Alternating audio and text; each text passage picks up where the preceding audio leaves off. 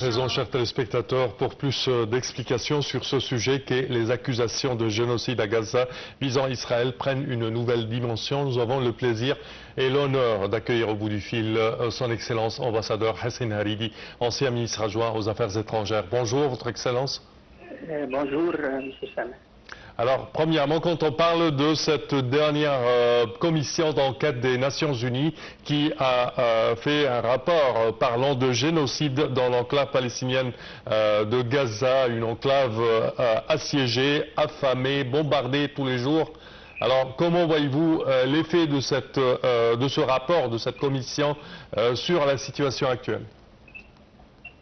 Oui, certainement, c'est un rapport qui dit la vérité, qui affirme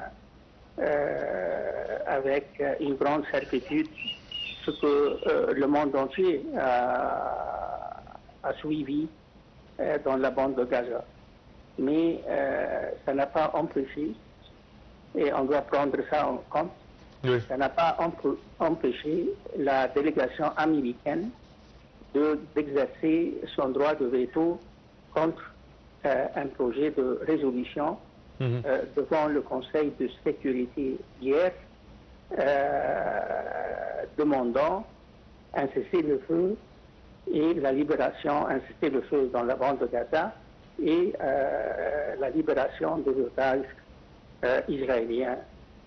Alors, je crois que ce rapport a un impact symbolique, mais ça ne va pas arranger ou ça ne va pas arrêter l'agression israélienne qui continue sur la bande de Gaza et qui va continuer dans les prochains mois, selon les déclarations faites par les commandants israéliens.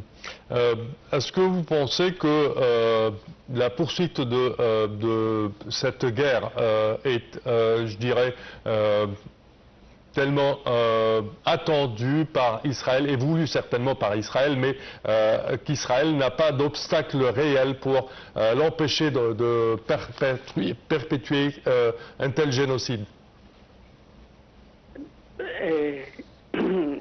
Certainement, à la lumière des résultats des discussions du secrétaire d'État américain, M. Marco Rubio, en Israël le dimanche et lundi dernier. Oui. À la lumière de ces résultats, je pense qu'il y a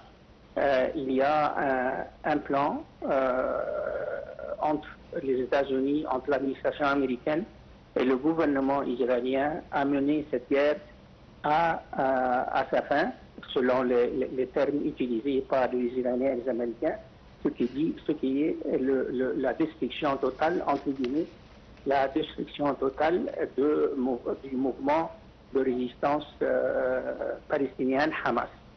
Alors certainement, c'est une illusion, mais je crois que Israël ou le gouvernement israélien, présidé par M. Netanyahou, veut continuer cette guerre jusqu'à l'année prochaine. Les pays européens ont parlé de sanctions, d'arrêter le commerce d'armes avec Israël. Est-ce que vous pensez que de telles punitions, soi-disant, peuvent vraiment affecter Israël et affecter la décision israélienne? Je doute fort. Et puis, c'est un peu tard maintenant. Nous sommes fin septembre. Et le 7 octobre marquera le début du troisième anniversaire des attaques du 7 octobre 2023 oui. Et la guerre israélienne contre la bande de Gaza. Alors ça fait maintenant 2 ans qu'Israël mène cette guerre et l'Union européenne n'a rien fait, simplement à l'exception de l'Espagne qui vient d'annoncer certainement des sanctions contre Israël. Mais l'Union européenne travaille maintenant sur un projet de résolution pour quelques sanctions sur le commerce et les échanges commerciaux et l'assistance et l'aide économique européenne à Israël, mais la Commission doute fort que ce projet de résolution va être adopté par le Conseil européen.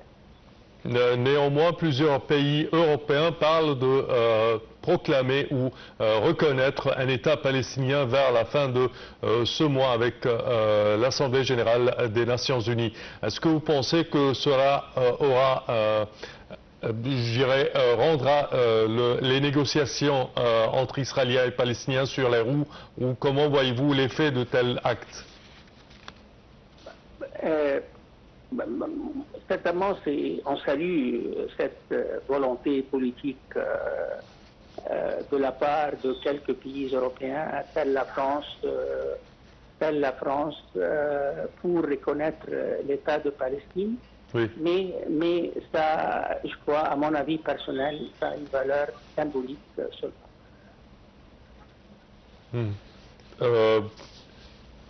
Comment voyez-vous également la situation avec les attaques extérieures d'Israël contre le Liban, contre la Syrie, même contre le Yémen?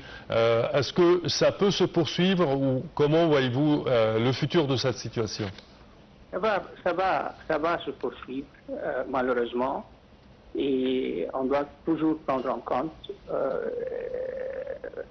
un accord des entendus entre l'administration américaine et le gouvernement israélien sur une certaine stratégie entre les deux pays dans le Moyen-Orient et la mer. Et quand c'est ça le cas, alors je ne vois pas comment Israël va arrêter les attaques sur cette front. En tenant compte du fait certainement Israël n'aurait pas pu faire ça sans l'aide militaire et l'aide économique des États-Unis pour Israël. Parfait, Votre Excellence, ambassadeur Hessein Hariri, je tiens à vous remercier de vos explications.